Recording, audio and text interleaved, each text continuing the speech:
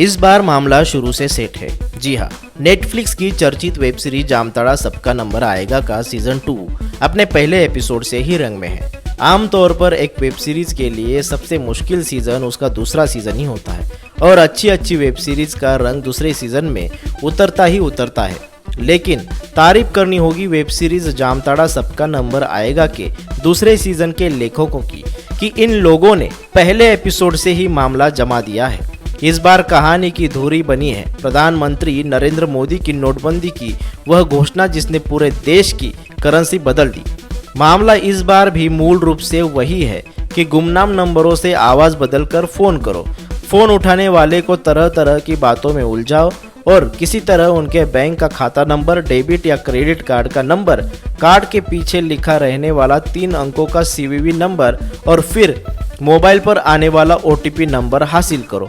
बस उसके बाद न फोन करने वाले का पता और न ही उसके फोन नंबर का डिटेल बताने वाले का खाता खाली हो चुका है। झारखंड में स्थित जामताड़ा से निकला फिशिंग का ये मायाजाल अब पूरे देश में फैल चुका है। बाकायदा इसकी कक्षाएं खुल चुकी है। बेरोजगार युवक युवतियां इसकी ट्रेनिंग ले रहे हैं। पब्लिक भी होशियार हो रही है। लेकिन जब तक पुराने खेल को लेकर लोग सतर्क होते हैं, यह चतुर चौकड़ी नया खेल खेलने लगती है। नाम तो नहीं लिया गया, लेकिन इस बार कौन बनेगा करोड़पति के नाम से लोगों को चूना लगाने का भी जिक्र आ ही गया।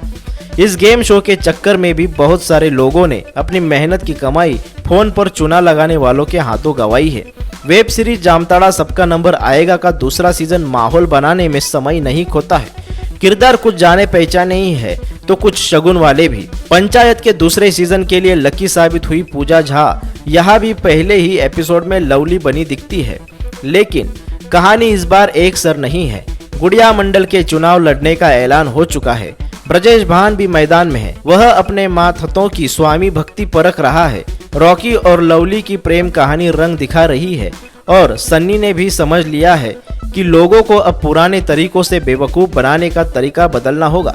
ब्रजेश भान के नए चेले ने पिच पर कदम रखने के लिए पहले ही दिन जो कांड किया है उसने सूबे के आला कमान तक को हिला कर रख दिया है। मामला दूसरे सीजन में दूसरे लेवल का होता है। कहानी में इस बार रफ्तार वाले पेंच है। सायक भट्टाचार्य के कैमरे की भी चमत्कार कम नहीं है। पूरब के भारत की एक नैसर्गिक सुंदरता अपराध कथा में भी अपनी पूरी छटा के साथ दिख रही है और नोटबंदी के ड्रामे में जो झामा इस बीच आया है उसने दूसरे सीजन की नई गुलाटियों को नया कैटलिस्ट दे दिया है।